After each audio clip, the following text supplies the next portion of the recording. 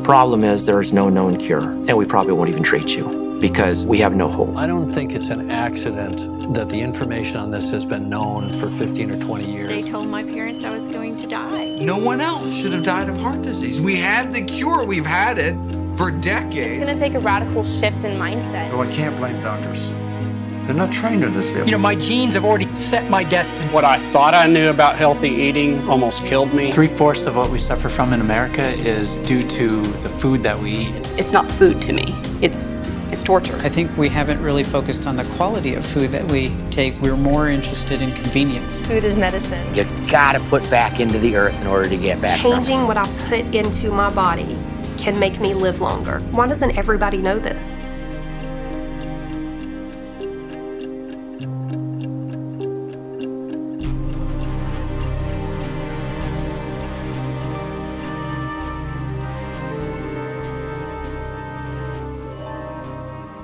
About 19 years ago, we were staying at the house, getting ready for Easter the night before, dyeing Easter eggs and making cookies and setting the table. And my father and my husband were watching television. This is hard for me, I'm sorry. And in the wee hours of the morning, I heard my mom cry out that something was wrong. And we raced up to their bedroom, and he was gone. He was 58 years old, and he was gone.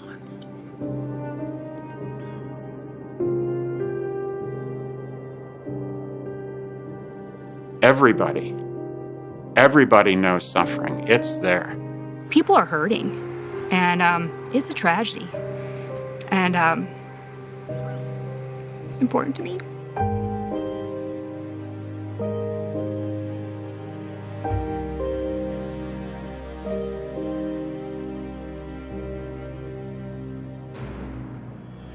Good evening. The news hit around breakfast time as a lot of Americans were sitting down in front of a plate of bacon or sausage. The obesity crisis is getting worse in America, not better. We have to cut carbon pollution in our own countries to prevent the worst effects of climate change. This undercover video shows chickens being buried alive. You want to tell the story dramatically and say, you're in a hospital and decide to change your mind, you know. And I don't believe anything anyone says in a hospital, on New Year's Eve, or during sex. Those 3 times, all information is considered invalid. Everybody that goes to the hospital says, you know, from now I'm going to eat right, I'm going to exercise, I'm going to do all this. And they're always lying. Say the same 3 things, actually, during sex and on New Year's Eve. So I was in the hospital with bad hypertension. And I did not make any promises to change my life. I was, you know, it's probably 330 then. Got to get your weight down to about 280 where we can control your blood pressure with drugs. And I said, well, is 280 where I should get down to? And then he said this sentence that blew my mind. And it was the first time I'd ever, something you're, you know, anybody watching this is very familiar with, but I wasn't familiar with it. He said, well, you know, if you get your weight down to 220, 230, you probably wouldn't need drugs at all. And I said, what? I'd thought that my hypertension was genetic. And he said, well, it is. And I said, well, no, you're telling me that the drugs that I'm taking are, telling me these are fat guy drugs. I thought they were, you know, genetic drugs. He said, well, yes, of course. But I said, well, it can't be both, of course. You can't say it's genetic, and yet if I got down to this weight, I wouldn't have it. And that just bugged me. That just bugged me tremendously.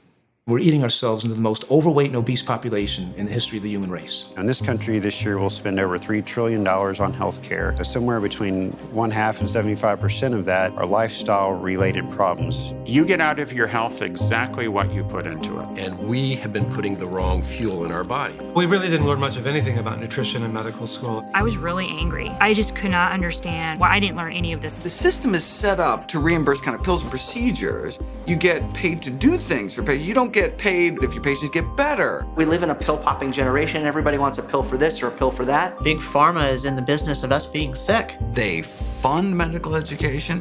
That's what you learn about. We've never had more pills in human history. and yet we've never had more chronic disease. There's the food industry, which is a $1 trillion industry. There's a lot of people that are making money off processed foods. There are a lot of people that are making money off meat. A lot of people making money off dairy. And it's a huge lobbying power. Take away the supervision from the USDA and give it to another body. They're handing out subsidies with this hand, and with the other hand, they're telling the American public what to eat. You know, they don't look at meat and say, this is full of saturated fat, cholesterol, DDT, environmental contaminants, infection. Not part of the sales pitch. Dairy is the most toxic thing people put in their body. I won't even call it food. People that are eating the standard American diet don't understand, number one, the scientific implications of that in their body, but two, they often don't understand that food has enslaved them by this addictive component. Foods are the cause of diabetes, of heart disease, of many forms of cancer, of hypertension. And if they're the cause, they can also be the solution. What is on our plate is really affecting our environment. More global warming is caused by livestock consumption than all forms of transportation combined. Something's wrong with this paradigm, and we need to shift paradigms and find out what works better. We're eating ourselves into our graves.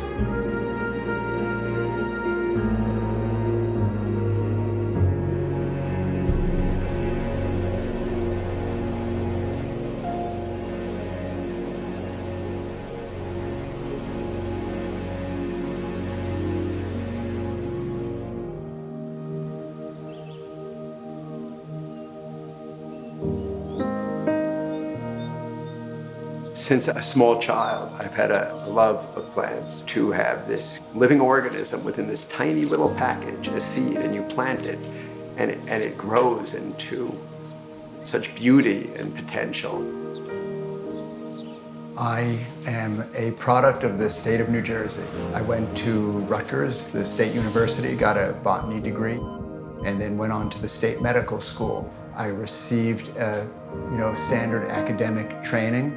Then went on to an internal medicine residency in Washington, D.C. at George Washington. As a newly minted doctor, my father, who was an attorney, 69 years of age, was suddenly diagnosed with end-stage metastatic pancreatic cancer. He was given a prognosis of 1 to 3 months to live, offered some standard treatment, and because there's very little success with that agent, my father decided to do nothing and just go home and prepare for death. I knew in my world that I'd come from, there was just nothing available. And even still to this day, there's very little available for pancreatic cancer. So I went to my local library and finally came across some books on food, brought these books home for my father. The books were on a whole unrefined plant food way of eating. He grasped onto it and completely changed his diet. And a year later, we went back. When the doctor saw my father walk in, he looked a bit shaken. He asked my father what he was doing there and why was he still alive. My father started to tell him about broccoli and brown rice, and the doctor lost complete interest in what my father was saying. That was the point for me that changed what I would do as a doctor. Our medical community in general has really focused on symptoms of disease. We see it throughout our whole pharmaceutical industry and our whole approach to care. And, we have this acute care model in healthcare today. And it was designed 100 years ago to treat communicable diseases and injury. And we're still trying to treat chronic disease now with that same acute care model, but it doesn't work. We're trying to treat diabetes and heart disease the way we treat strep throat with pills, but it doesn't work. I feel a little disenfranchised, if you will, to have gone through 4 years of medical school and 6 years of training after medical school and never been introduced to the idea that your health is so closely related to what you eat. When I entered into practice, I had patients constantly ask me, what should I eat, doc? How should I exercise? What should I do? I would throw out little arbitrary words and say, be good the majority of the time. Live by the 4-7s rule. If you do well 4 out of 7 days, that's good enough. I started to become troubled by that, and that I was actually giving advice, professional advice to individuals when they were asking without a fund of knowledge. Everybody knows that doctors don't get any really meaningful education about nutrition. Nutrition is really something that maybe you get 1 hour, maybe you get 2 hours. Nutrition in the 1970s in my medical school was very, very limited. I really still feel that it's nearly criminal. There really haven't been many opportunities to discuss nutrition in depth because the topic only comes up in passing. Maybe they assumed that we knew. The average physician in this country has less than 20 minutes of nutrition training, period. Well, nobody teaches you anything about nutrition in medical school. What I was taught was nobody changes their diet anyway, so just, do what you can. I hate to say it, but your physician probably knows less about nutrition than you do. We're taught to treat diseases after they occur. We're not taught how to prevent them in the first place.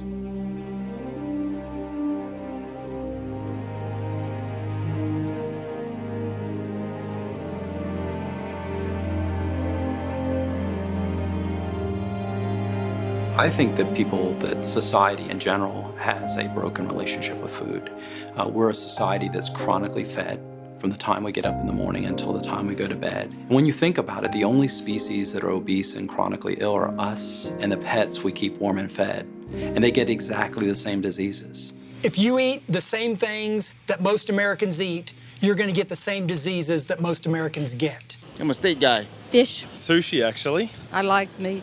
Anything protein-based. Steak, potatoes, greens. Good cheese. I don't really eat processed cheese. Lasagna. Hamburgers, french fries. Red Bull and a cigarette, which I don't need neither or.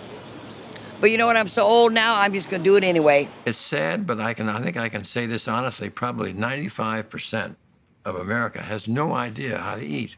Who taught them? Grandma? No, it's the television that's teaching them. Nutritious, delicious. Above all else, beef. It's what's for dinner. Got milk? Ah, the power of cheese. Eggs. Incredible energy for body and mind. Well, I grew up in Texas eating meat 4 or 5 times a day, and I liked it. I ate a high salt, sugar, fat, processed food, pizza, ice cream, candy kind of diet. I was pretty much a standard cholesterol-holic that grew up on a dairy and a beef farm. We loved our cheese, we loved our ice cream and yogurt and steaks and hamburgers on the grill. Grew up on a dairy farm, actually milking cows, but believing along the way that the good old American diet was as good as it gets.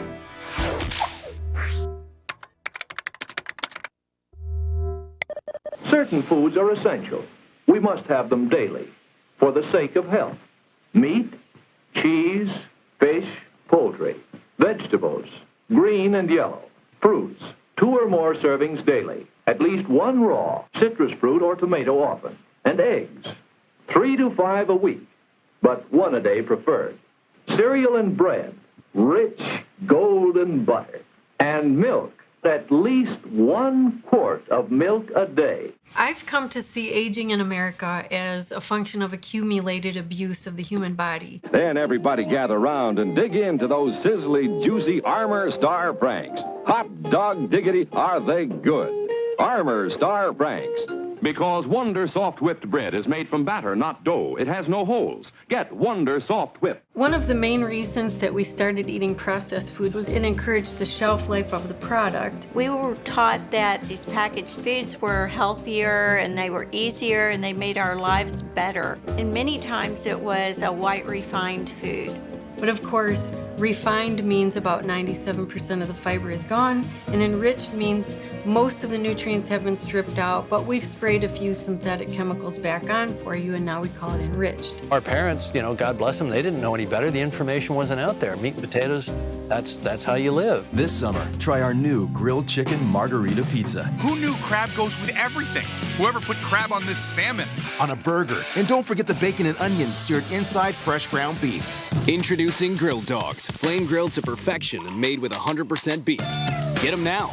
only at Burger King. The standard American diet is not working. It's not good for us. I think we haven't really focused on the quality of food that we take. We're more interested in convenience. I mean, the whole fast food thing on television, you know, all the pizza commercials, burger commercials, just fast food that you make at home, stuff you take off the shelf and you pour it out of a box and put some water in it. You got an instant meal here. It's like, oh my God, are we killing ourselves? Early on in this process, it was kind of confusing because I would read a study that would say this is good for you, and then another one would say, no, that's actually bad for you. Something else is good for you. So the industry just has to keep the public confused, which they've been doing a very good job at. I was so misinformed as a young adult that I didn't know how to eat properly and I didn't know how to balance my diet. I was, eating what I thought was health food, salmon, big hunks of salmon. I think it can get confusing to the general public because all they hear are sensationalized headlines about, oh, this fat is good for you, this fat is bad for you, you want a high protein diet, stay away from carbohydrates. Well, we don't eat food like that. We eat food. All that we need is enough confusion. And then people that throw up their hands and I'll forget it, I'll just do whatever I want to do. Drink your milk for strong bones and teeth, and it turns out to be exactly the wrong way around. And almost a little betrayed that we'd been told our whole lives that we had to eat, animal protein and drink milk in order to be healthy. But that's what we grew up with as a culture. So we can't be blamed for it, but we have to break those habit patterns.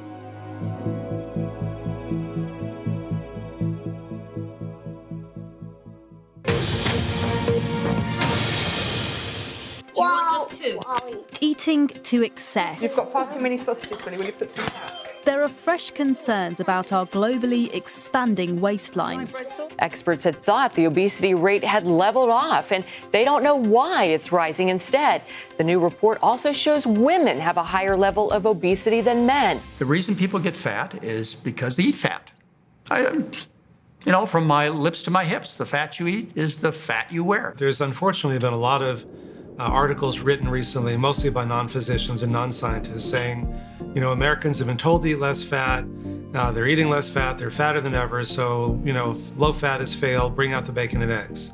Well, I went to the U.S. Department of Agriculture database and said, I know that Americans have been told to eat less fat, but what have we actually been eating? Well, it turns out that every decade since 1950, we've been eating more fat, more meat, more sugar, and more calories. So, not surprisingly, we're fatter. The biggest portion of Americans are in the obese category now. It's unbelievable. And the people, we have a very small minority of people that have a normal weight. It goes from the spoon right to your hips and belly, and actually it goes there so effortlessly you can take a needle and suck the fat out, take it to the lab, analyze it, and you can tell what people like to eat. You suck their belly fat out and it's full of monounsaturated fats, and they're into olive oil. That's full of trans fats, they're into margarines and shortenings. If they're full of omega-3 fats, then they're into eating fish. People worry about if they're 10 pounds too heavy, 50 pounds too heavy, but they're not thinking about the impact of the weight as it pertains to their actual health and well-being and their risk for disease. I want to enjoy my kids, enjoy my grandkids. I cannot imagine missing one thing. Going into this massive change, of course, I'd love to lose weight, but more importantly, I just want to be healthy. And they say, Doctor, I've tried everything. I'm miserable. I'll go, well, have you tried eating something different? Or tell me what you've done with your nutrition. I'm changing what I put in my body, but that's what I've known for 36 years, so it's very scary. Up until recently, we didn't really think of nutrition as being a very strong force. Eat a little bit less carbs and nothing much happens, or you count calories for a few weeks and you lose a few pounds and then you gain it all back. And I think people have gotten used to the idea that food doesn't make much difference. My family surrounds celebrations, sad things, bad things. Everything revolves around food. You know, you go to a funeral, and after the funeral, people get together, they eat, and they eat the same kind of things that help put the person in the casket in the first place. So it's really part of who we are. The thought of giving up sugar, not being able to eat my waffle with syrup and a side of bacon, that is, I mean, that just makes my stomach turn. It's that nervous feeling of like when you are starting a new job or you're going from elementary school to middle school. That's how I feel about changing my food. Because food is something primal. It's the first bond and love we create after we're being born. And looking into old age, for many of us, it's the last pleasure we're left with on this earth.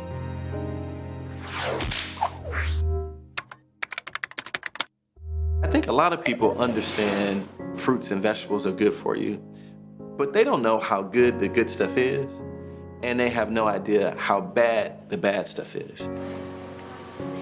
I think the addiction to food is bigger than the combination of the addiction that people have to cigarettes, alcohol, coffee, drugs. I truly see how food can completely control someone's life, that you literally obsess over it. And it's understandable. When you get in your car and you drive somewhere, how many fast food places do you go by? How many billboards do you see? You are bombarded all day long and just filled with temptation. It's like an alcoholic. I can't have one drink. I can't have that one candy bar a week because I didn't have an off switch. Most of the restaurants have very easily figured out that if you add cheese and butter and salt to everything, it tastes good. And so you come back over and over again. And the same thing is true for a lot of the snack foods and candies. They're just perfectly tweaked to be delicious. So if we just look at like the average American diet, when we put in sugar, fat, and salt into our body, a couple of things happen. First, it triggers the reward system in our brain, the dopamine reward system, just like nicotine, methamphetamine, and cocaine. So they have the same effect, creating some dependence or food addiction. Drug addicts often have this thing where they call chasing the dragon. It's the elusive first high. No other high is as good as this first high, and so they're constantly chasing it. And I've experienced that with food. Like, the first bite is so amazing, but the second isn't as amazing, and the third isn't. But I just keep eating it, whether it's the Oreos or the chocolate chip cookies or the ice cream, just trying to get back to that first bliss. What's sweet out in nature? Sweet potatoes, berries, fruit, healthy foods, right? And so, but now the industry uses that natural, healthy urge against us, right? They're chemists that spend their whole lives, working on the bliss point. The ripest peach in the world is not as sweet as Fruit Loops, right? Within just a couple of hours of eating these foods, it's absorbed into the bloodstream and then it penetrates our cell. Sugar causes measurable inflammation inside of our artery walls, causing damage to the lining of the artery, the endothelial cells, making us more susceptible to atherosclerosis and even more susceptible to inflammation that can lead to cancer. We also know that within a couple of hours of eating sugar, it suppresses our immune system, and it's specifically the natural killer cells that help us to fight infections. And that can suppress our immune system for 4 to 5 hours. So if we kind of understand this, Americans having sugar-based breakfast, sugar-based lunch, and sugar-based dinner, they're suppressing their immune system throughout the course of the day, making themselves more susceptible to these infections that we encounter. Realize that we are going to go through a chemical addictive withdrawal for probably 3 or 4 days, depending on the food and the frequency and the quantity at which you ate it. If you feel a little bit bloated or a little gassy or a lot gassy, or you're going with more frequency, it's not to be concerned about. Let it pass, let your body sort of work itself out. I know it's tough in the beginning. I know food addictions and I call it toxic hunger can make you feel bad when you're kind of like breaking those addictions. You could feel fatigue, you could feel weak and headachy. You could feel like you're emotionally attached to those foods and having almost a feeling of anxiety giving up the foods you've come to love. Oh, I can't live without meat. Well, yeah, you can. I always say go cold turkey, even if it's just for a short period of time. Go cold turkey for 21 days. Because the whole tapering off thing, it doesn't work with addiction. We're addicted to meat, we're addicted to dairy. There are opiates in cheeses and things like that. Plus, we're just addicted to our habit patterns that we grew up with. Imagine you're back in the 1950s, before the Surgeon General report on smoking came out, and one doctor's telling you to smoke Camels, the other doctor saying, no, smoke Luckies instead. So when 1964, when the Surgeon General report came out, they cited 7,000 studies about the dangers of smoking. 7,000. Now look, 6,000 should have been enough, right? But, it had to get to that point before it could tip. And how many people had to die until that happened? And so I think we're in a very similar situation today.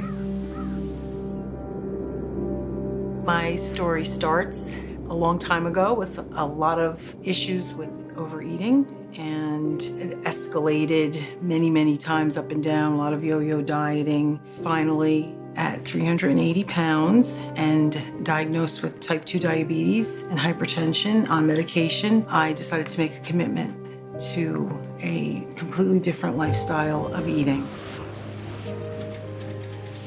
I was in my 49th year, and it occurred to me I wasn't going to see 50. It was a lot of sitting on the couch, watching a lot of television and eating. And everyone didn't always see the eating because I did that after they left for school or before, in the car. There was a lot of secretive eating going on. You want to believe that there is no addiction, that this is a metabolic thing and that, this can be fixed. But, when you start to find that, the trappings of rappers and... I knew. I knew what was happening. I knew about all the things that they didn't know about. You say to yourself, okay, at this time, maybe I'm 40-something years old and, okay, I'm going to have all these kids. I'm going to have to do something. I'm going to have to take care of them if she's not around. Every day, I thought that they were going to find me dead in the parking lot because I was out of breath just walking from my car to my office every day. There were a lot of things that I didn't know, I didn't understand. I'm like, oh, if I could just do the math on this, it'll be better, but there is no math to this. I couldn't do many things, and I didn't do many things because of the shame and embarrassment. I didn't want to embarrass my kids. People make fun of them, but they don't exist, And they do exist. I was morbidly obese my entire adult life. Being obese sucks. You know that people are looking at you. You can only imagine what they're thinking about you, even though they're too polite. I was eating what most Americans consider to be a healthy diet with lean protein, so I was pretty much down to chicken and salmon as my protein. But we were cooking those proteins in butter and olive oil, and obviously it was not working. I had tried every fad diet that there was, low carb, South Beach, Atkins, Weight Watchers, to try to lose weight, and I discovered what a lot of people have, which is as long as you're doing these diets, they work great. Problem is, when you stop dieting, all the weight comes back and often more than you were in the first place. Wisdom is the process of finding out that your intuition is wrong. It's not easy to have to learn something that goes against your instincts. For example, people have the feeling when they're sitting in a car that they're not in danger if they don't have their seatbelt on. That was sort of the way people felt in the 1950s and 60s. So your intuition doesn't understand that you're sitting in a 2-ton vehicle going 50 miles an hour and that you are actually helpless. I thought I ate super healthy. The truth is that I was completely wrong, but the type of information that I could find available to me said that these foods were actually good for me. I thought I was healthy because I didn't have meat in my diet, I didn't have milk in my diet, I didn't have eggs, I didn't have cheese, but I was eating all this other junk full of oil and sugar and salt and all of that. I filled my body with protein and calories. Little did I know what it was doing to my body at that time, but I continued to eat that way all the way up through the '94 Olympics when I was competing, and thought nothing of going to a fast food restaurant and eating 2 hamburgers and a couple orders of fries and a chocolate milkshake. I had the idea that it had no consequences for me to eat this kind of food because I looked and felt great. Well, I'm thin. I don't really need to think about that. I don't need to think of plant-based. That's for someone who's obese or overweight. But the reality is that it's not so much about the weight, because the weight is really a symptom of what's happening on the inside, and many times that symptom goes unnoticed. I was just kind of your typical kid. I was on the yearbook. I played volleyball. So we really had no idea that anything was coming or that anything was wrong.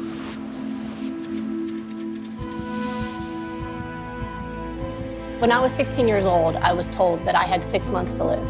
So the first clue that something was actually wrong was one weekend I had gone to the Jersey Shore with my friends. But I remember we went to a diner and I had these pancakes and I could not get the pancakes in my mouth. It hurt so bad. And the next morning I woke up and this excruciating pain that felt like it would take weeks to heal was gone. But the strange thing was that same exact identical pain was in my left shoulder. And after a couple of days, it disappeared from that arm too. Not long after that, migraines started. I had this huge rash across my face, going from one cheek across my nose to the other side. My blood test showed that my kidneys were in trouble, so they sent me in for a kidney biopsy. So next thing I know, I'm going into surgery.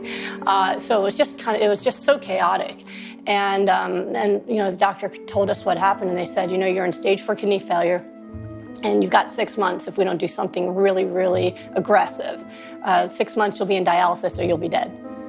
So I was put on high-dose steroids. It was about 7 different pills I had to take every day. And I also was put on experimental chemotherapy to try to save my kidneys.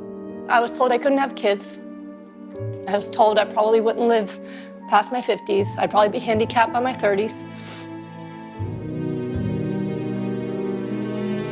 Well, with lupus, your immune system's attacking your own body. And so my immune system had suddenly stopped recognizing my kidneys as my own and were attacking my kidneys, trying to kill it. I'd also developed blood clots that had happened when I was in medical school. And so I was taking blood thinners because I'd experienced a mini stroke, a transient ischemic attack. And thankfully, I didn't damage my brain, but I was in a lot of danger of dying at that point if I didn't use this blood thinner for the rest of my life. Otherwise, I was trucking through. I was 2 months away from graduating medical school. And then I met this most amazing person, Thomas Tadlock, and he just changed everything for me. And I went from only dreaming about a white coat to dreaming about a white dress. And the hardest thing I ever had to do was to tell him about my illness and the fact that marrying me was, not going to be long term. And it was hard for him to hear. But he just said that he'd rather have a short life with me than a lifetime with someone else. So he would take care of me.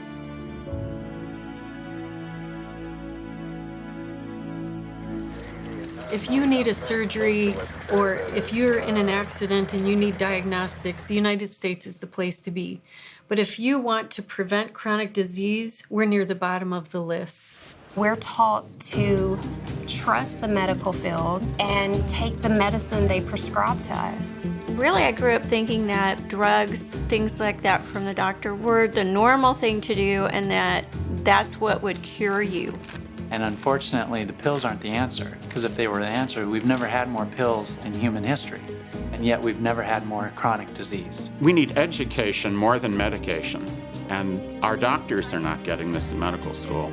And if they're not, then you're not getting it. We're very focused on procedures and medications. Medical school is pharmacology. In fact, we even learned about pharmacology during lunch. We get takeout what are called drug lunches by pharmaceutical reps. Pharmaceutical industry is like any other industry in America.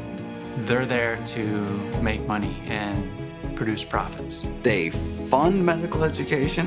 That's what you learn about. These medications, you don't get them for free. You pay a price for using medications, and they work as a permission slip. They enable people to think because their numbers look better, they're okay, while the underlying pathology advances day after day. So in a sense, they give people a false sense of security that leads them to give them permission to keep eating the same diet that caused the problem to begin with, and the inevitable consequence is their disease gets worse and worse and worse. But don't take it if you, and it might cause, rectal bleeding and your eye might fall out, and hey, you might even want to kill yourself. It's kind of like, really? But it's gonna make me feel better, but I might want to kill myself. I think I'll feel the way I'm feeling. I'm okay. Look, big pharma is one of the most profitable industries. The reason they're not researching new antibiotics, things that we need, is because it's taken for 10 days. That's not useful. No, we want drugs you take every single day for the rest of your life, right? And what are those? Those are chronic disease drugs, right? High blood pressure medications, for example, right? You have to take them every day for the rest of your life because they don't treat the underlying cause of the disease. The pill companies don't make money when you're healthy, they make money when you're sick. There's no profit in health. They need to keep you in that kind of zombie state in between where you're just shoveling more and more meds until you basically tap out. That's how the game works, and that's what's stacked against you. I'm skeptical about the medical community because I know they're pill pushers. And it's just part of what they do. The pharmaceutical community has their hooks way too deeply in the government and the regulatory system. Approximately 106,000 people die from drug side effects. And now that's just in hospitals, and that's just 1 year. And these are drugs that are properly prescribed and taken as directed. These are not medical errors. These are not suicide attempts.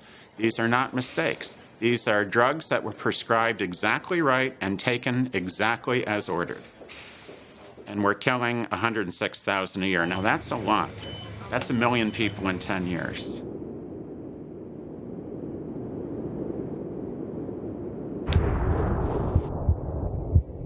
When you're young, you think you're invincible. You don't think what you're going to eat is going to really hit you down the road.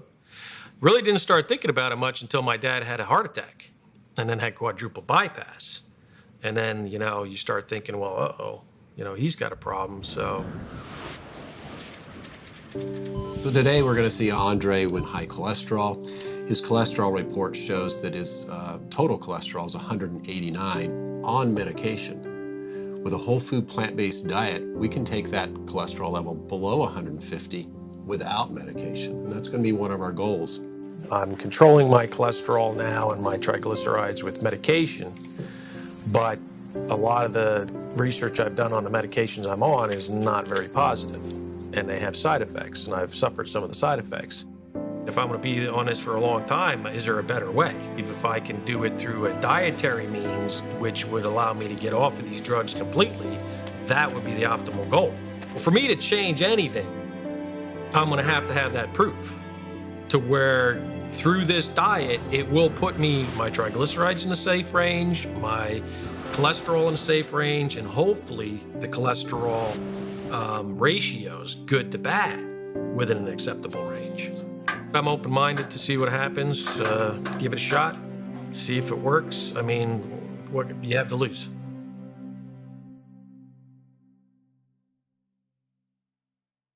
Pythagoras and Socrates was talking about this in Hippocrates 2,500 years ago.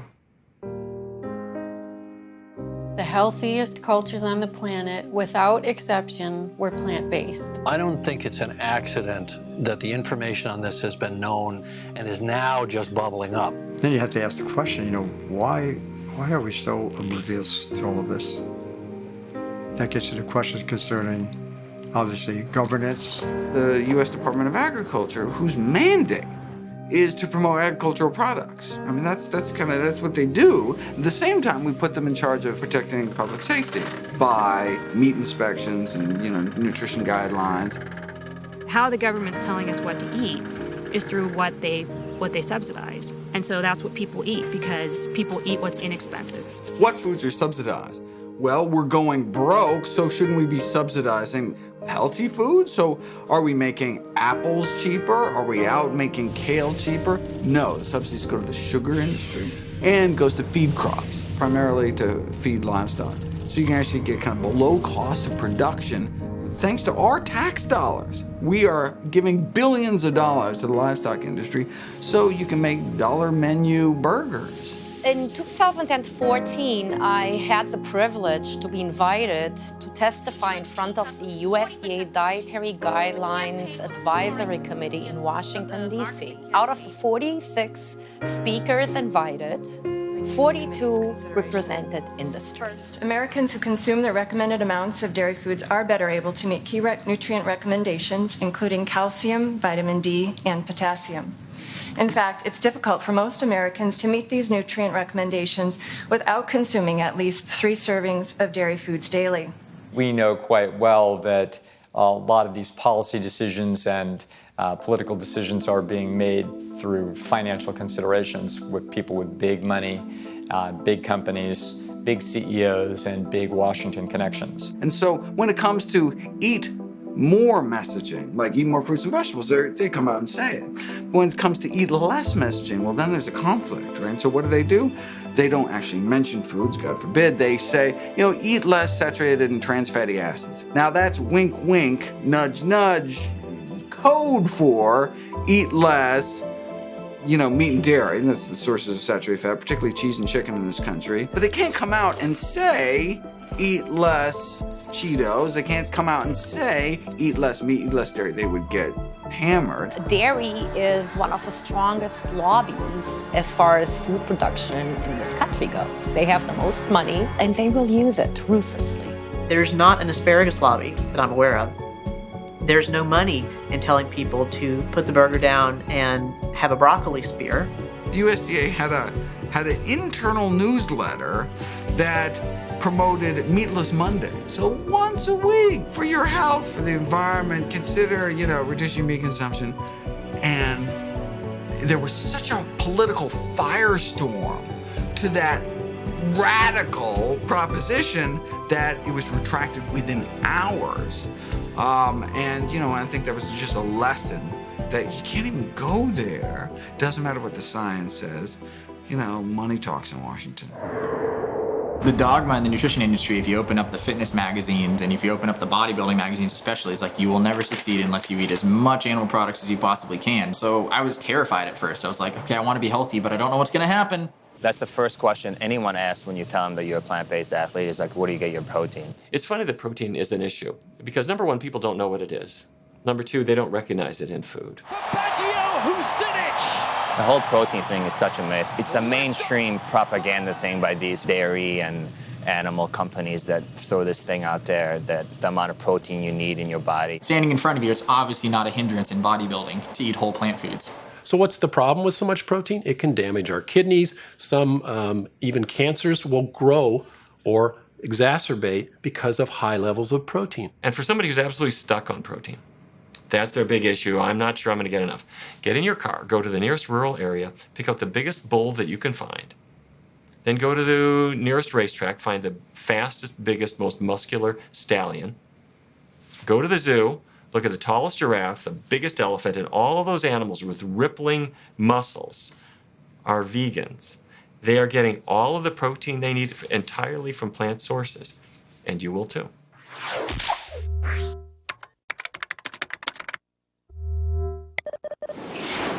If you go back 10,000 years, you look at old skeletons, fossils, people had no cavities. People had these perfect teeth. You go back and think, well, wait a second, they never brushed a day in their lives. No Listerine, no water pick, no flossing. Yeah, but no candy bars. So before the invention of the candy bar, they're perfect. Wait, you think our bodies would have evolved to have our teeth fall out? Doesn't make a lot of sense. Okay, but so cavities are completely preventable through diet.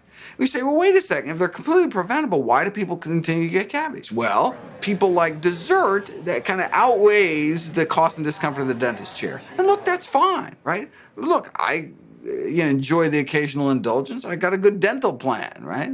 But what if instead of the plaque on our teeth, we're talking about the atherosclerotic plaque building up inside of our arteries, right? Then what are the consequences for you and your family? Now we're not talking about scraping tartar anymore. Now we're talking literally life or death. If you had told me the stuff I know now affects my health, I would have thought you were crazy. I was 57. I thought I was too young to have a stroke. When Pam and I got married, I weighed 140. As I got older, that increased about, 10 pounds a year or so. When I had my stroke, I was at 240, almost 250. He didn't know how to do anything. He didn't know me as his wife. According to my wife, I had the mentality of about a 3-year-old. Even to go to take a shower or a bath, he wasn't sure what to do. He'd just go in there and he'd stand. When I had my stroke, they diagnosed that I had diabetes, and I was untreated for approximately 10 years. Pretty soon the doctor sat me down. He tore off my chart after my stress test was going on, and he says, "Do you see anything wrong with that?" And he handed it to the doctor. When that was done, they came out and said, "We need to do immediate surgery." I was pretty high risk because I'd had a stroke. The way I looked at it, if I didn't have the surgery, I was going to die anyhow. He came through the heart surgery. He did good. But he still never got any better. I had a stroke. I had to live with that. I was diabetic. I had to live with that. And I had a basket of pills. I had to live with that. Every 34 seconds, someone in the United States has a heart attack. And in case you haven't heard, 1 in 3 women will die of heart disease. I didn't go into medicine to help people get a little bit better here, a little bit better there. I really wanted transformational change, and I was becoming disillusioned. It's the whole mindset of our medical culture. We're taught as medical students and physicians to treat the bad outcomes of our horrific health habits. I used to work every Christmas and Easter. 6 to 8 hours after that big holiday meal, we would see the strokes, we would see the heart attacks. It was just amazing. Nobody puts these things together and says, dear Lord, people are eating themselves to death. My blood sugar was 441.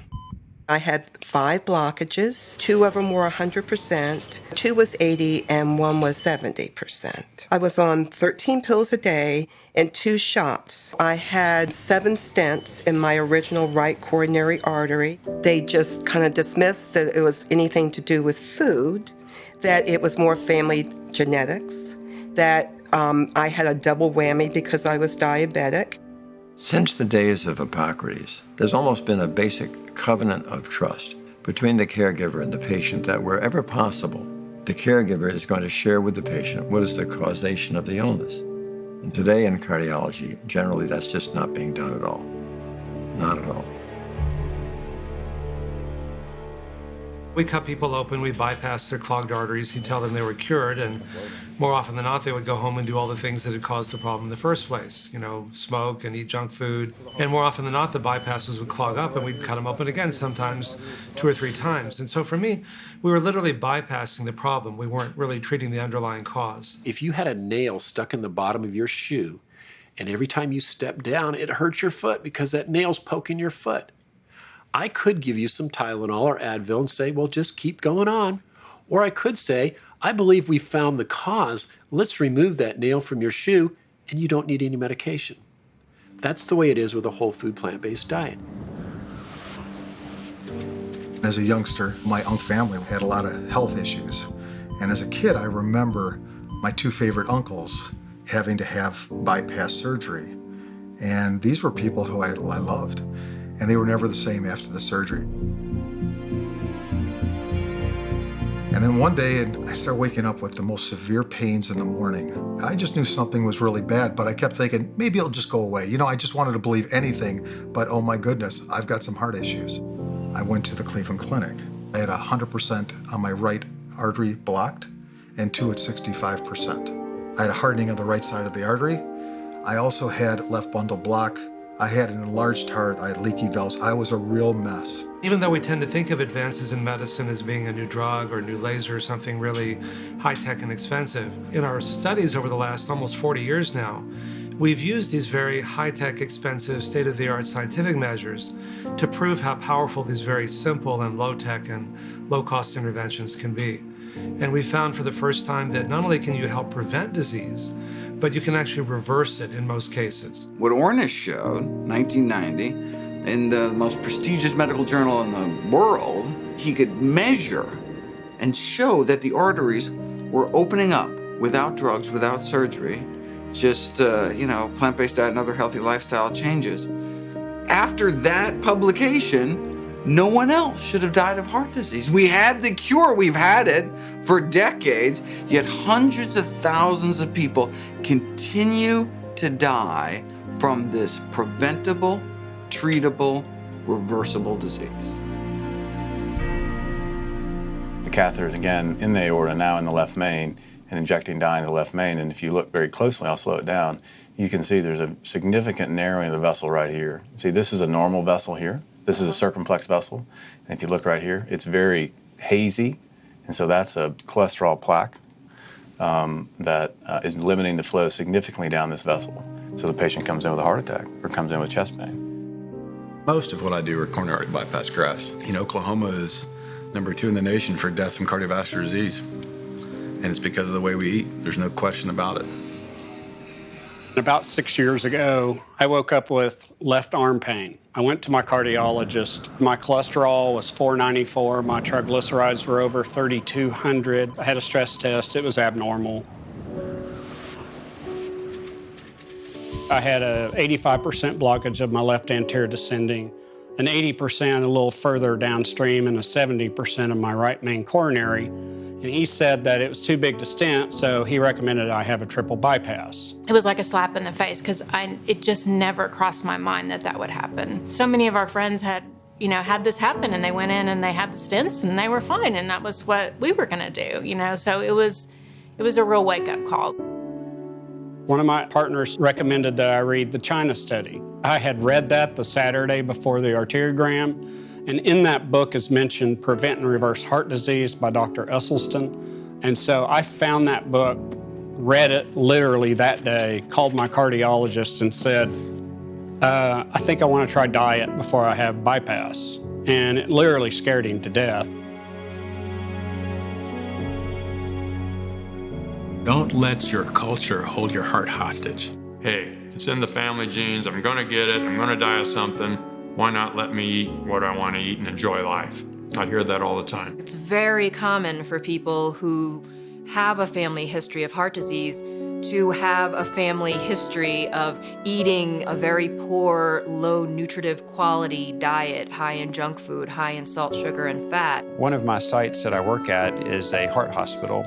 I see patients that come in there not infrequently who are about my age, built like me, that come in with heart attacks. They're thin and healthy on the outside, but on the inside, their arteries are filled up with saturated fat and cholesterol and inflammation. They're very surprised by it when it happens, but I see how my friends eat after a bike ride, for instance. Exercise is great for many different reasons, but exercise alone is not enough. And a plant-based lifestyle is incredibly beneficial because it reduces the risk of so many diseases that affect us. The whole truth will come out one of these days. Truth cannot be suppressed for too long. Erectile dysfunction to a urologist is ED, but when a cardiologist hears ED, that's early death. Erectile dysfunction is sort of the bad boy on the block because nobody wants to talk about it. But in general, the statistics are pretty earth-shattering, right? Roughly 40% of men at age 40, 50 at 50, 60 at 60, and then by the time we're 100, we're all in trouble. The problem is when a person develops ED, that's the first sign that there's some problem in the blood vessels. The pathophysiology is the same as coronary artery disease, the obstruction of the arteries to the penis by plaques that develop in there. They're much smaller arteries going to the penis than to your heart, and that's why we typically see those symptoms develop first. Most people don't realize that cardiovascular disease is a systemic disease process. That means if you have a heart attack, you're at risk for ED and peripheral arterial disease and stroke and dementia. And so in short, people need to realize that when they have a stent and they fix one little area, it does not cure the problem. It simply solves one little spot. And so ED is no different. It's kind of a warning signal that, well, that's not working well. And if that's not working well, we know you're not getting the oxygen supply to your brain and to your heart.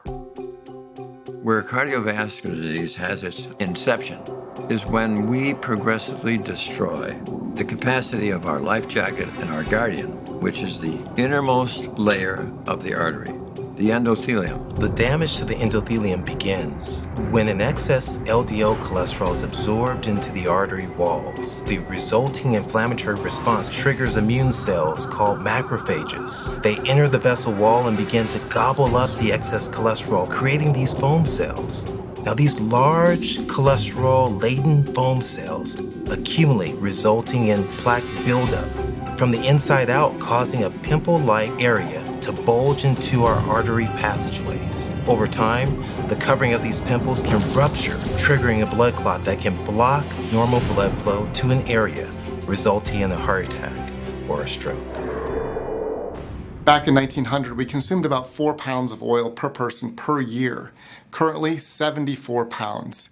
So we have added a tremendous amount of oil to our lives. All oil is 120 calories a tablespoon. And most Americans consuming between 250 and 700 calories of oil a day. You're taking the oil, removing it from the original item, whether it be an olive, whether it be a soybean, whether it be coconut, and you're isolating that oil out. When you isolate that oil, you have 100% fat. Fats and oils are a major contributor to blocked heart arteries, high blood pressure, high cholesterol, heart attacks, heart failure. Oil injures endothelial cells. Olive oil, corn oil, soybean oil, safflower oil, sunflower, coconut oil, palm oil, oil in a cracker, oil in bread, oil in a salad dressing. So I have a number of people, even on a plant-based diet, that will come in and say, Dr. Stoll, I'm eating really well, but I'm still gaining weight.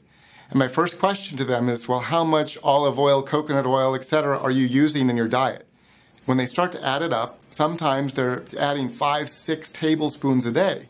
So here we are, 600-700 calories they're adding to their diets, and they don't realize it because they're adding in oils that they assume are healthy. There aren't some special oils you can buy that are health promoting. They're all processed foods with almost no levels of micronutrients and phytochemicals in them, with no fiber. Coconut oil is 90% saturated fat. Lard is 43% saturated fat. The coconut oil miracle is that it's still on the market. And so when we just hear little clips on the news, maybe on the internet, says olive oil's the way to go, we grab onto that. And unfortunately, it's bad information. Here I am, I'm just out of recovery from the heart catheter, and he looks at me, he says, I think I'd like you to meet Dr. Caldwell Esselstyn. He was my mentor at medical school. Sure enough, the next morning he gave me a call. He said, I want you to read this book, Prevent and Reverse Heart Disease, and call me back. There is hard science out there that you can halt and reverse this disease with nutrition. There's a common feeling that, patients won't do that. Well, nothing is further from the truth. I read it, and within a few days I called him back, and I said, I'm in. I'll do whatever you want me to do.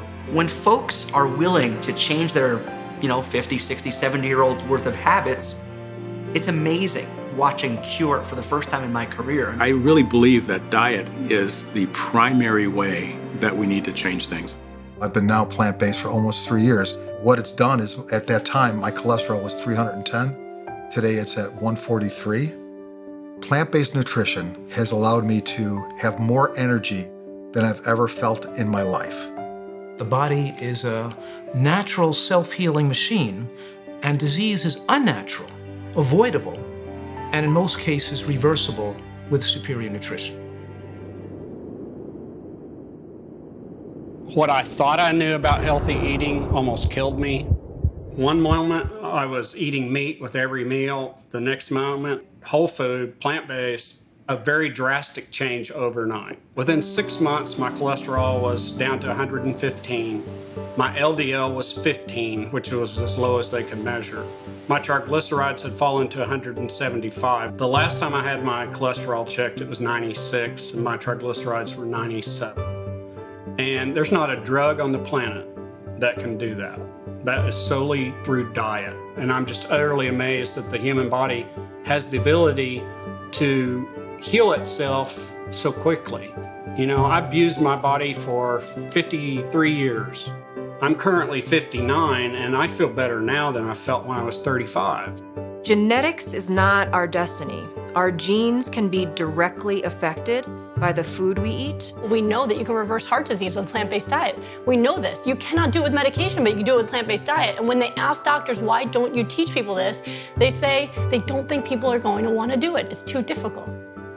Well, let them be the judge of that. I think it's too difficult to go under the knife and have my chest cracked open, but give people the chance, the opportunity. 2 weeks after starting the whole food plant-based diet with no oil, my angina had all of a sudden stopped. By the time I went back to my internist, my hemoglobin A1C was coming down, so they took me off the shots. They took me off of the Starlix pills. Within a couple months later, I went off the metformin. The doctor said, I don't think you're diabetic. I don't have any arthritis anymore. I'm enjoying life. I love the food that I'm eating. I would say the bottom line to all my health issues is you don't have to suffer with heart disease and diabetes because it's foodborne illnesses. And if food is what got you into this mess, food can get you out of it. By definition, a mammal makes milk for its young. And so a horse makes milk perfect for its foal, and a human being makes milk perfect for the infant. And a cow makes milk perfect for a calf. The thing is that we have different nutritional needs when we're young than a calf has. They grow real fast. A little baby calf grows from 60 pounds to 600 pounds drinking milk. If you fed a baby calf human milk, the animal starved to death. So when people eat baby calf food designed for that accelerated growth, they grow. People get fat. We know the protein from dairy casein is a cancer promoter on the DNA level. It actually tells your DNA, go ahead and make some cancer. The earlier you introduce young children to dairy, the higher their risk, about 14-fold higher, to develop a devastating disease called diabetes type 1, which is an autoimmune disease that destroys the pancreas irreversibly. Dairy calcium has kind of been made into a myth that if I eat cheese or I drink milk and have a good calcium intake from dairy, that I'll have strong bones, and that's actually not been proven in the literature at all. When I look at people and they're drinking all this milk to try to combat the osteopenia and osteoporosis, I tell them that the countries that consume the most dairy have the weakest bones. And they're like, what do you mean? I said, well, most of Asia didn't have osteoporosis up until recent times, and they didn't drink milk at all. If you don't drink milk, where are you going to get your calcium? Where do you think the cow gets their calcium, right? They have 1,000-pound skeleton. That's a lot of... They get it from plants, right? Start every day with Milk's Protein and Milk Life. The dairy industry says, oh, milk does the body good. We're believing advertising. We're not believing truths. In 1999, I had that wake-up call. I was diagnosed with both breast and cervical cancer. So the doctor said, you've got to have a mastectomy next week. You got to have a hysterectomy immediately. You got to have chemo. You got to have radiation. And I was like a deer in headlights, and I was like, there's no way. All of the doctors were pretty clear that they felt that I probably wouldn't live longer than a few months because I had cancerous fluid that had metastasized from my ovaries all the way up to the pleural cavity on my right lung. Until you've seen a loved one get sick and die in a hospital, or walk through the halls, or been to an intensive care unit, people don't know. I mean, you drown to death when you die of lung cancer. I mean, horrific, horrific deaths. The war on cancer under President Nixon started in 1971. The incidence rate, that is the number of people that get cancer, was 1 in 8. The survival rate was about 27, 28%, which means a little more than 70% of the patients died. Just a couple of years ago, the National Cancer Institute published their latest figures. The incidence is much higher, and the survival rates are basically unchanged, around 31, 32%. It's a travesty that people continue to suffer and die when we have the tools, we have the knowledge, the system is such, it just doesn't reward that kind of behavior. It doesn't make anybody money. I think that the assumption there is that there's a rational, helpful, benign process that's running the show in government, and there isn't. So what's running the show is a vicious free-for-all, and that nobody's really interested in helping Americans get healthy. Nobody makes any money sending you home to eat your vegetables and drink your water. And I think that's probably the base root of the whole problem. In our morning rounds, how where you live affects your odds of surviving cancer. New government data shows people in the South have the highest risk of dying from cancer. Kentucky ranks #1. Cancer, as defined by modern medicine, is essentially a wild, erratic cell that's growing without control. And it's very active metabolically. First up, chemotherapy is standard for most breast cancer patients. I think the whole chemotherapy industry is very sad. It's based on an assumption that I find to be flawed. The way that cancer is assumed to work is once started, progressively gets worse because of certain events that come along, like mutations. Therefore, that leads to the idea, well, how do we treat people with cancer? If we can't get those cancer cells to go back and being normal, what are we going to do? We're going to kill them. And how best to kill them except to create some chemical that can zap those tumors. That's called chemotherapy. And chemotherapy is not working for the most part. The focus on cancer seems to be early detection. And we have Breast Cancer Awareness Month. I would like to see Breast Cancer Prevention Month. And that could be for all types of cancer, not just breast cancer. My mom and aunts had breast, cervical, uterine, or ovarian cancer. They did the surgery, the mastectomies and the hysterectomies. They did the chemo, they did the radiation, and I really saw what that did. I saw that not only did it not heal, but it made the situation worse. And I was convinced that many of the people that I loved the most in the world had actually died, not as a result of being diagnosed with cancer, but as a result of all of those treatments. Why do chemo, surgery, and radiation not do well for the most part? Because they do nothing to change the root cause. The biological terrain, the culture medium, if you will, that any disease will grow in is not functioning properly. It's conducive to growing a cancer cell, for example. Conventional medicine looks at the tumor and says, okay, that's the disease. I don't. I look at the tumor and say, that's a symptom of the disease. In our research, for example, we showed 40 years ago, we could have a model and we could turn cancer on and off, and it doesn't have anything to do with the mutations. I went to see Dr. Joel Furman, who, to my good fortune, was my primary care physician. And he examined me and we talked, and I just decided, well, it's not going to hurt to ask another person, you know, if there's a chance that I'm going to get through this. And I said, do you think I'm going to survive this? And he said, yes, I do. And I said, that's wonderful, because you're the only one who has said that. You don't have to be sick. You don't have to wait in line for a terminal illness. There's something you can do about it, and the time to start is now. The motivating factor for me to adopt a whole food plant-based diet was I didn't want to die.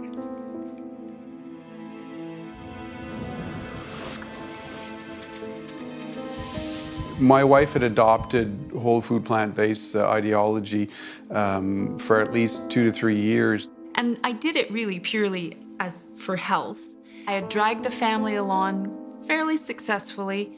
My husband was good when he was at home and I was cooking for him. We hear the term always committing to something 100%. And I think for me, adopting a whole food plant-based diet, I wasn't fully committed. He was diagnosed in November of 2013 with kidney cancer. Turned out to be stage 4 cancer. I think at that moment, I never had to nag at him again. I never had to convince him. He was completely on board. We were told that given what it was and the type of cancer, renal cell carcinoma, and a fairly aggressive one as to what they were seeing on the tests taken, that would probably be a matter of months that I had to live. He went through a major surgery to have the kidney removed and many of the lymph nodes around it. And, you know, they were pretty brutal, and they said that, you know, that he might not even survive the surgery because it had gone up his vena cava and they had to clamp that off and he could bleed out. And so that was devastating in itself. And they explained that chemotherapy and radiation was not effective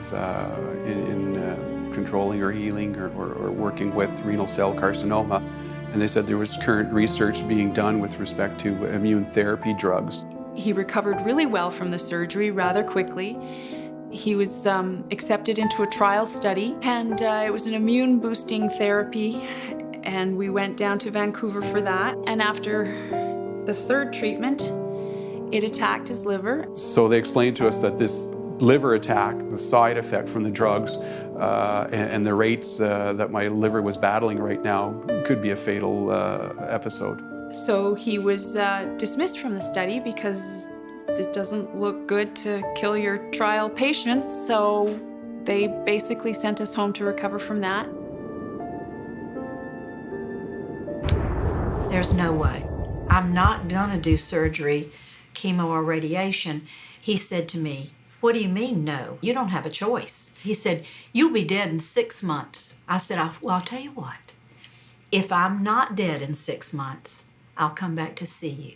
Conventional medicine uses the term of 5 years survival of a cancer without a recurrence of the same cancer. You might have another one, but without a recurrence of the same cancer is considered a cure. For me, it really isn't. For me, a cure is when the patient lives the rest of their life, as long as they don't mess up and start doing the bad lifestyle choices that they had. We did a nationwide survey of a total of 6,500 families. And what came out of that was supporting what we had done initially. And that was the moment in that process we turn away from vegetables and fruits and grains which we learned had to be the whole form, the intact kind of form. And we put in all the animal foods and all the processed foods, we're making a big mistake. Animal protein can turn on cancer. And the protein that we were using primarily was the main protein of cow's milk. When you are eating super inflammatory foods, you're eating dairy products, you're eating meat, you're eating eggs, you're eating all these inflammatory foods, processed foods, all these oils you shouldn't be eating, and then you add to that pesticides and all these chemicals that we know can potentially cause cancer, now you're in the perfect storm.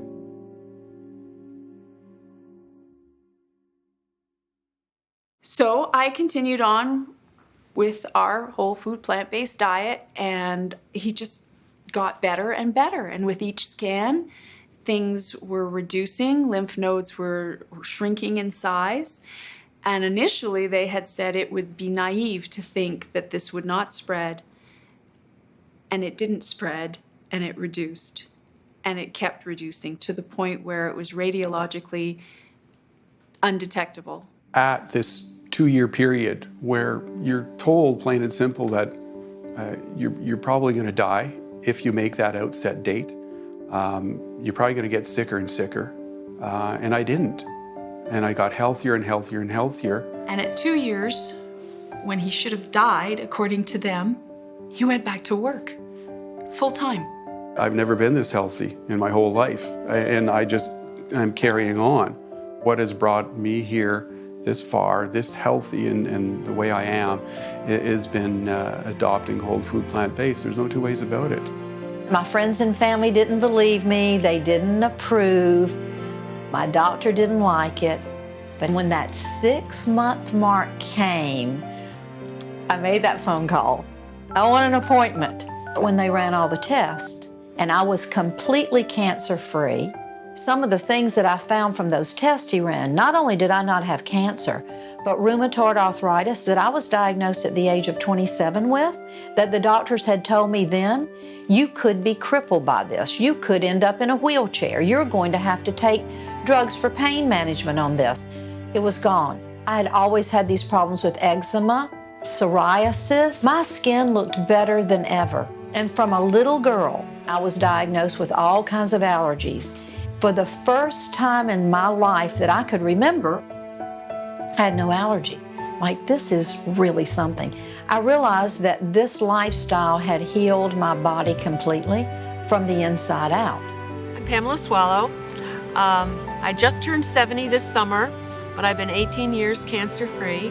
I was diagnosed in 1997 with metastatic stage 4 ovarian cancer. My prognosis was horrible, but not everybody's right all the time, and I was determined to live, and I have, and so could you.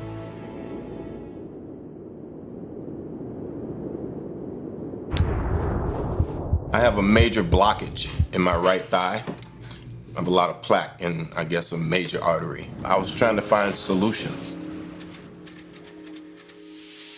When I was shooting Captain America in Cleveland, I was going to the Cleveland Clinic, and while I was there, the doctor asked me about the blockage, and then she started telling me about this doctor that could possibly help me, and we went to have lunch with Essie and Ann. They're just such enthusiastic and healthy people. I'd already read his book. I was convinced that I need to try this, and I decided I was going to jump right in. I was a little daunted by no oil, no dairy, no nuts, no sugar, the no's. But I got to it and I started it. I was getting along fine with the diet. I was doing great. In the middle of all this, the movie that I was preparing to do in the spring, the director wanted to see me because he heard I was back in town. He wanted to talk to me about the film. When I left, I got a call later on that evening from my agent. It was like, the director was very concerned about you. They said if you don't gain like 20 pounds between now and the time that movie starts, they're gonna fire you. So, contrary to my health needs, I went back to flesh and not just plant-based diet. I gained the weight back like wham. It just came right back just the way I lost it. My leg cramps came back. I started to snore again. I don't pop up out of bed as energetically as I used to. My regularity changed. My susceptibility for catching things changed. drastically. I get tired after I eat. It's just really trippy, you know. It's like, is food supposed to give you energy? I eat now, and it's kind of like, I can nap. You know, it's like, so my digestive process is very different. I know that at some point I'm going to go back to it because I know how to do it, and I know how I felt when I was doing it, mainly because I know I could do better for myself.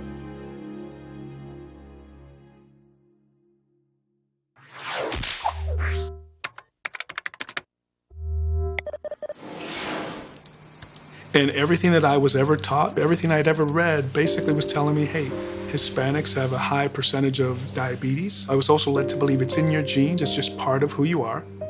I was a fast food junkie. My body was telling me, you need that sugar, you need that fat, you need that salt. And so I was going through the drive-thru all the time.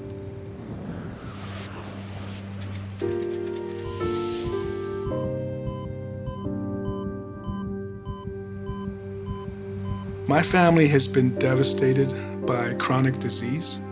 My mother was diabetic. She had a kidney transplant. She was legally blind.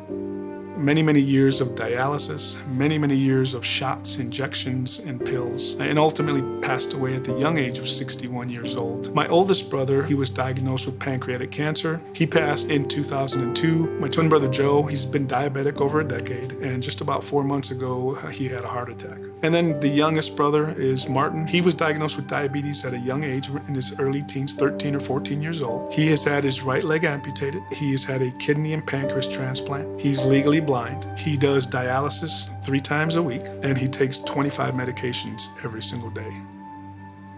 And I was headed down that same path at the age of 43, taking 2 insulin shots, 2 oral medications for diabetes, a high blood pressure medication, as well as a high cholesterol medication. I even asked my doctor, I said, will I ever get off this insulin? And he flat out told me, no, you're going to be on insulin the rest of your life. I was very upset. I was actually quite pissed off because I'd seen what this had done to my family, and now here I was. Up until fairly recently, people had a completely wrong view of diabetes. They thought diabetes is caused by eating sugar or eating starch and eating bread. And that was somewhat logical because the carbohydrate in the bread does release glucose, it releases sugar. And so it will make your blood sugar rise. But it turns out that was never the cause of it. Type 2 diabetes is caused by the buildup of tiny microscopic fat particles in the muscle cells. And what happens is, as the fat builds up in the cell, the insulin can no longer bring the glucose inside. So what's the answer? The answer is get that fat out of the cells, the diabetes will improve.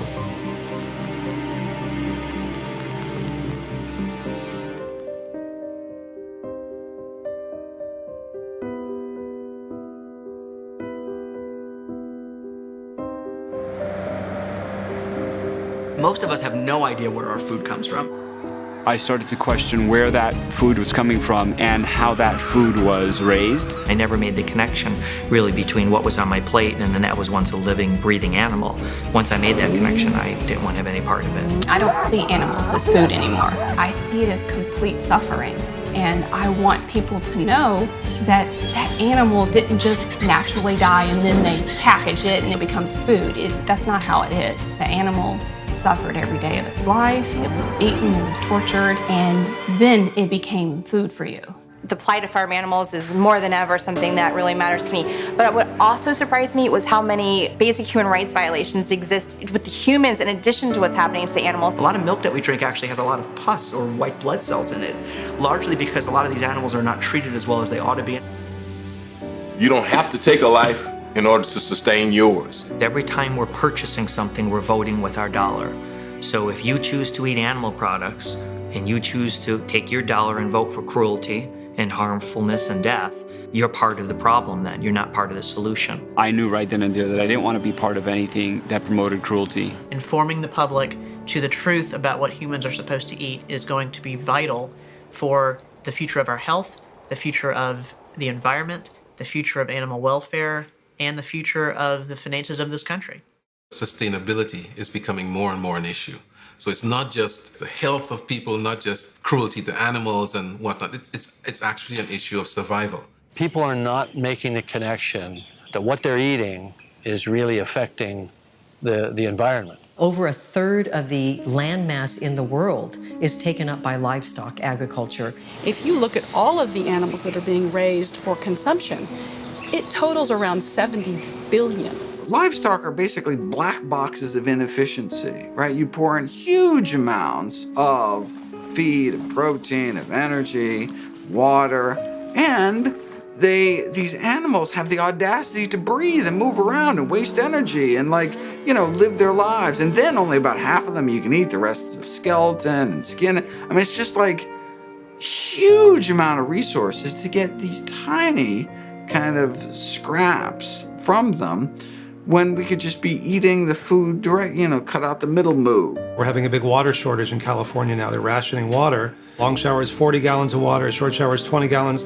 One burger is 4,000 to 18,000 gallons of water to make a third of a pound burger. 75% of the deforestation taking place in the Amazon is because of animal agriculture. We're raping the land, is really what we are doing. We are taking everything out of the dirt that we want to have in the dirt, the microbes, the organic matter. We are headed towards our dirt not being viable to grow anything.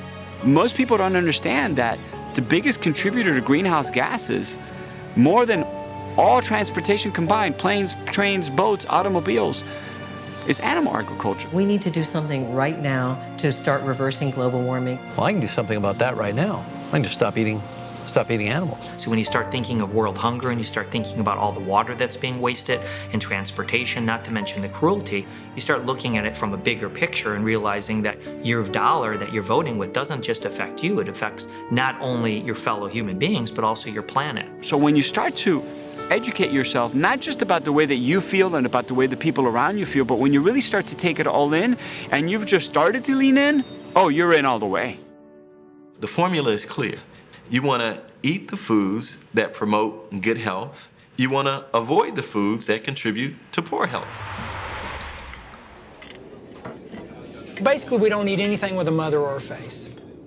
Like most people, I kind of walked away from there going, well, what do you eat, So what is whole food plant-based? It's a food that comes from the ground. It's less altered by man. It's less processed by man. Like fruits, vegetables, whole grains, and beans. And nuts and seeds to a lesser extent. We're not talking about unhealthy plant-based eating. We're talking about whole foods. I take away all their meat and all their dairy and all their oil, and they look at me and go, Dr. McDougall, I got nothing to eat. There's nothing for me to eat at all. Nothing. And I say, yes, there is. And then I show them the key, which you have to know, or you will fail. I show them the starch. I say, well, do you like potatoes? Oh, I love potatoes. Beans and lentils and vegetables you didn't even know existed, and even fruits from other countries. Turnip, collard, mustard, kale. Greens, beans, onions, mushrooms, berries, and seeds. Black beans, brown rice, salsa, avocados, quinoa. Bok choy, Swiss chard, kale, collards, collard green, beet greens, mustard green, turnip greens, Napa cabbage, Brussels sprouts, broccoli, cauliflower, cilantro, parsley, spinach, and arugula, and asparagus. You got it. Always eat too much. Stuff yourself on those berries. They feel good. They feel good in you. They give you energy. You don't have to drink anything. They get so much liquid in them, they feel great. That's one food I love. Spinach or collard greens. You ever think you'd ever say collard greens? I say collard greens. Mustard greens. Where's Jeb? Where's Granny? All of a sudden, Ellie Mae Clampett. You start saying things like the Clampetts when you eat like this, I'll have some mustard greens, some collard greens. 3 pounds of those, steamed, and then like this much apple cider vinegar. The first thing people say is, I don't have time. When somebody says to me, I don't have time, what I really hear is, I don't want to. If tomorrow I'm going to be diagnosed with cancer, I don't have time for that. But I will have time to do chemo, radiation, surgery, recuperation. The hardest part about changing your diet and your health is just deciding to do it.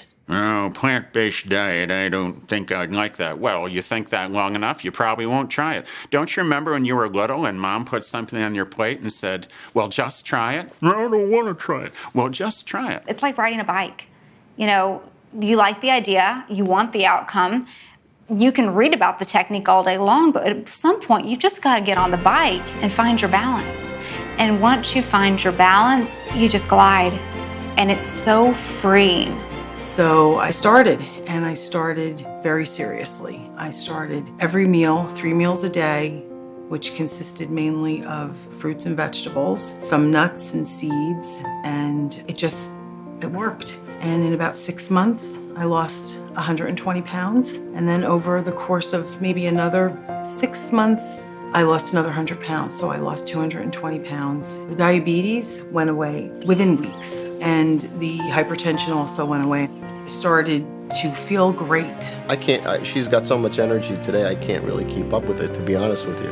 Recently, I was lucky enough to have an echo done by my coworkers, and she was overwhelmed by what she saw on my echocardiogram. There were no blockages, there's no plaque. The elasticity in my heart is excellent. And she said, we don't really see hearts like this.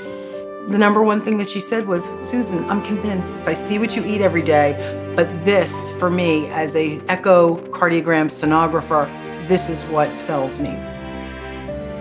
I have reversed disease. The damage that hypertension does to your heart and type 2 diabetes, it was reversed in the last 5 years from eating this way. The first thing I noticed was that I didn't have all those greasy dishes. And then I noticed that my food bill was lower. And then I noticed that I felt better. After all, if you have all those greasy dishes, think what the inside of your intestine must look like. The vast majority of the world subsists on rice and beans for fractions of what we pay for food. The thing people have to understand is that it is not expensive to eat a healthy, whole food, plant-based diet. Sure, if you go out to restaurants or buy vegan processed food, it is. But where I live, in the ethnic markets in the area in Los Angeles, a pound of beans are 49 cents.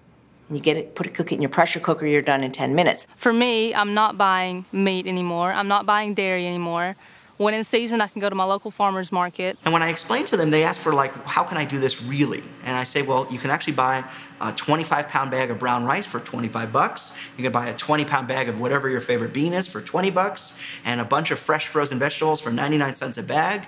And you have meals for a month for 2 people for $60, $70. And they look at me like, oh, I never thought of that. You're not eating the cheeses and the meats and the eggs, and so the average family is going to save a lot of money. Plus, you're not going to be in the line at the pharmacy counter as much. And if diet changes can start to cut that down, you're saving serious money. We went in and ransacked our pantries, our refrigerators, our freezers, start emptying things out, taking out all the things with the oils, the sugars, the processed foods, got rid of the meats. From one day to the other, our lifestyle changed completely. We threw away everything we had, and we went to the store and bought new food, and we started. By the time we got from the TV room into the kitchen, he said we shouldn't have any more animal products in our house. I was like, yay! We just switched like that, and Yeah. and then there was a moment where we said, well, what about the children? I said, it's not a democracy. They're just along for the ride.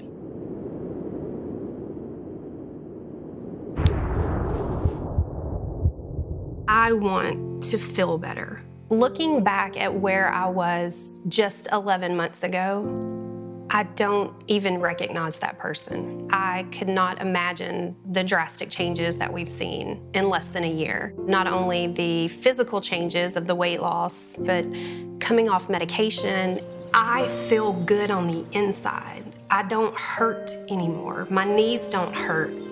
I feel better now than I did when I was in high school. Making this lifestyle change to a whole food, plant-based way of eating is the absolute best decision I've ever made in my life.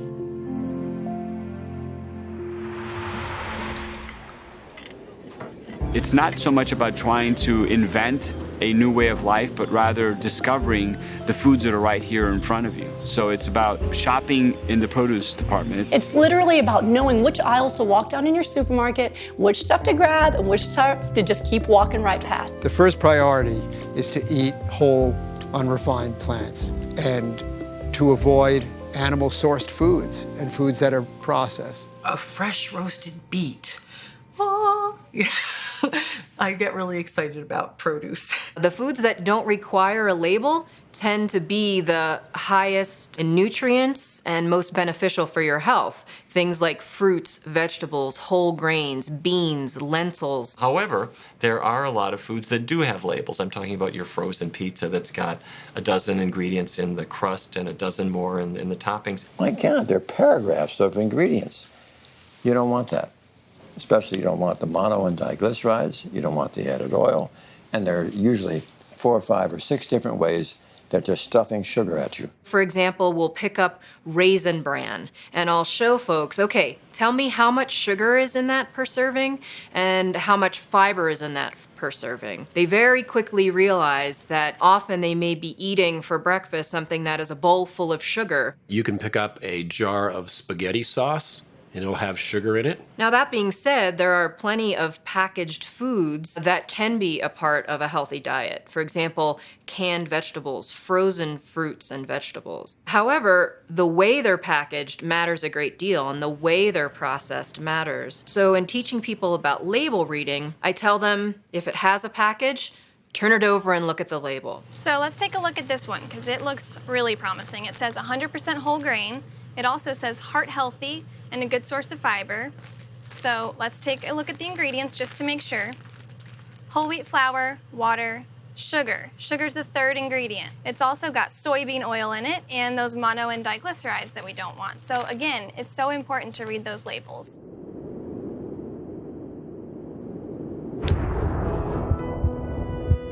With nothing to lose, we decided to just try it out and see how things went. And so we decided to do it for a month, and the pounds just started to fall away. I think I lost 14 pounds that first month. So over the course of the next 18 months, I proceeded to lose half of my body weight for a total of about 130 pounds.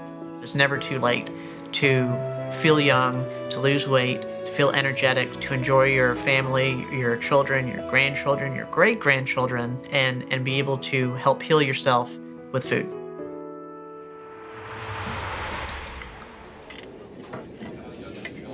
I am so satisfied. I love my food. I eat so many different things now, and I try new things. Like, I never would have tried Indian or Ethiopian or Thai, and they're my favorite, and I would have missed those had I not become plant-based. With plant-based cuisine, we can create all the flavors, textures, satisfying feelings that you always want from a meal. Let's demystify this notion that if you are a plant-based eater, you are giving up everything. If food tastes good, regardless of what it's made of.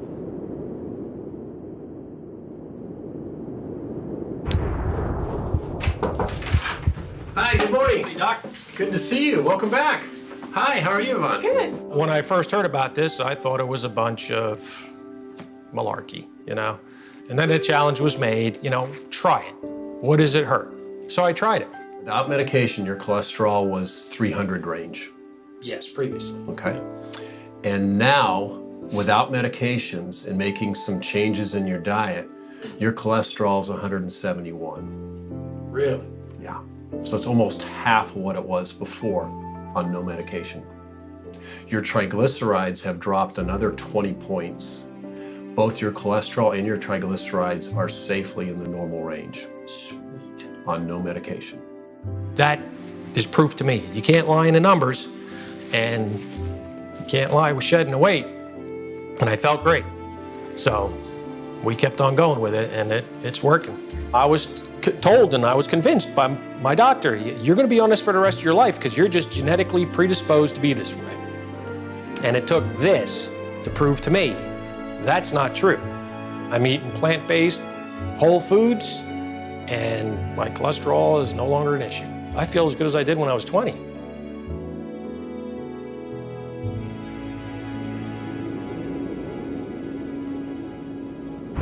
A lot of people think that when they go plant-based, it's going to be really difficult and the cooking's going to be really involved and involve 15 to 20 ingredients, but it's not. One of my favorite things to make is my garlic Alfredo sauce. It's just 7 ingredients.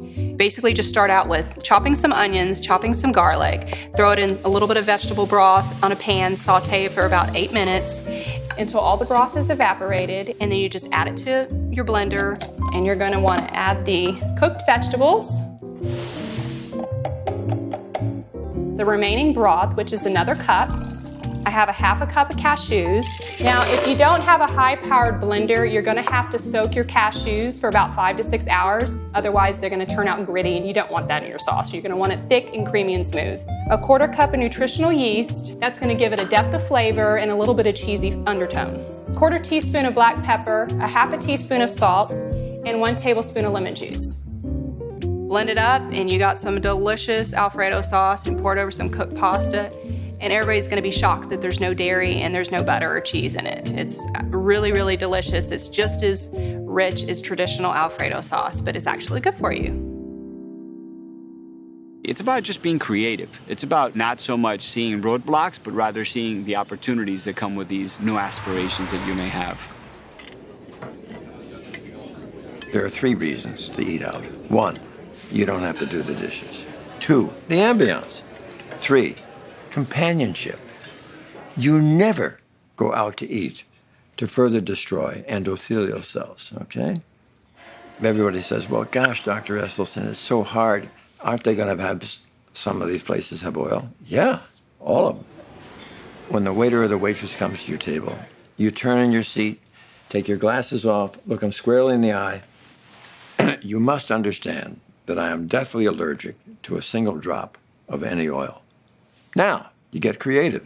Can I have part of this item on the menu mixed with part of this and put it together? Then the chefs are really actually, if you just ask the question, they're very excited to create something for you. We have to be that change. We have to be the ones to ask it. And hopefully soon enough demands that we have organic plant-based foods in restaurants across the country.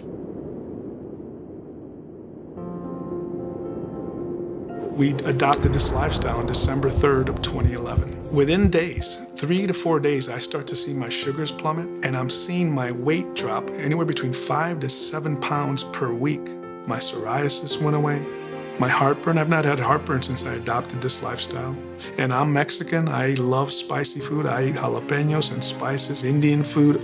And lo and behold, by the end of January 2012, so not quite 60 days later, I was off all 5 of my medications.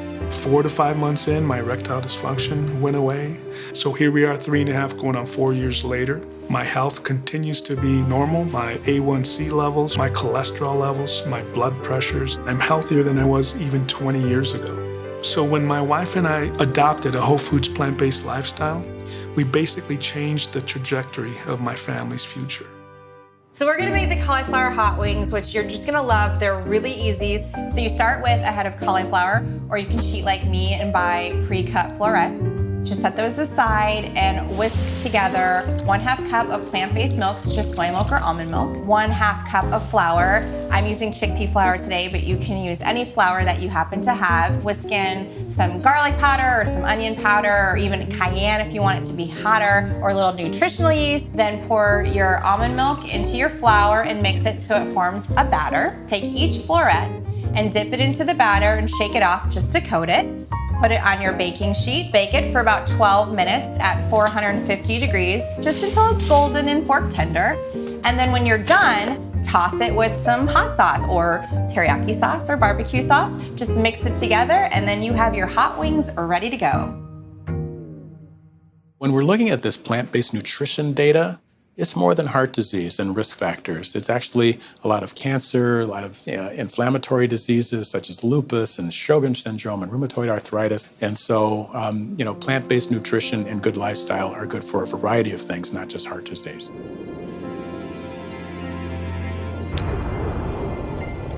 At the time, my husband was working for MTV, and he was helping recording artists get really fit for videos, And I said, I want to look like one of them. It was purely vanity. We're gonna go to Maui, we're gonna get married, and I want to look as good as I feel emotionally. And I want to do it in a healthy way. And that's what he did. It wasn't about starvation, it wasn't about hurting your body, it was about learning how to take care of your body. Learning how to nourish my body in a way that would cause me to have a fast metabolism. And most people think about fuel in terms of these big building blocks like protein and carbohydrates and fat, but that's not what it's about. It's about vitamins and minerals and phytonutrients and enzymes and things that your cells actually need. I had to eat so much food, more than I'd ever eaten before, and drink all this water and take, do all this, eat more than I ever had before. And he told me that was gonna make me actually lose weight. So even though I was skeptical, I did it. And in the 4 months, not only did I go from a size 10 to a size 3, but I was really fit, and I'd felt the best I'd ever felt in my entire life. I had no more aches and pains. My joints felt great. I was energetic. When it was time to get my blood tests and everything, I didn't really think it was gonna affect them, because that wasn't possible. I just, I thought this was just something that improved how I felt. And so I told my husband, well, whatever this is that you did, I'm gonna eat this way from now on because I feel so good. When I got my next round of blood tests a few months later, all the lupus indicators were negative. The doctor had a medical student with him, and he said, this woman alleges to have lupus, but we're not finding any evidence of it. Maybe there's just an error in the test. Go have your wedding, come back, and we'll test again. And we tested again a few months later, and now even the antibodies for the clots were completely negative. And my blood pressure was coming down to that of an athlete. And my genetically high cholesterol that I was told I could do nothing but blame my parents, that's what my doctor had told me as a kid, that was completely normal and in fact optimal. And that's what's happened ever since then. And right now I'm sitting here and it's been 10 years since that first negative blood test, and there's been no sign of lupus coming back, in spite of me continuing to go on and not only expose myself to those things they said I shouldn't, like going out in the sunshine, but also having 2 children. I have continued to actually get healthier and stronger as the years have gone by.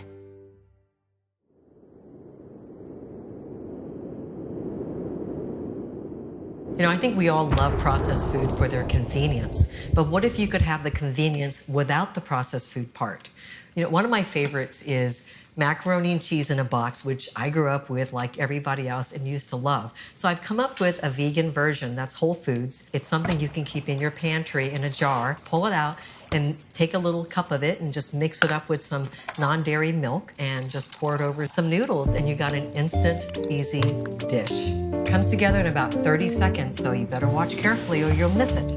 All right, first I've got a cup of cashews. They go right into my food processor, along with some nutritional yeast and some herbs and spices. Put it in your food processor. You just let it whir for about 3 minutes, and that's it. That mix is ready, good to go in your pantry, ready for you anytime you want it.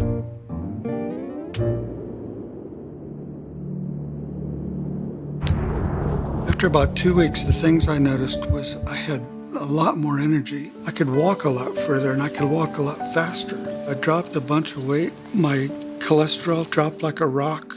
Everything seemed to come back into line. He now rides a bike. We go for long bike rides. When I got out of the hospital, I don't know how many medications I had, and I'm off all that now. He walks miles and is giving Greg back to me. There's all kinds of diets, but this is a way of life. Most wives take for granted what a gift a husband is and be able to do those things with their husband. And I'm telling you, I am so thankful. The doctor called me at home and he says, hey, I just got your blood work back from the lab and I was reviewing your results and you're no longer diabetic. It's really good.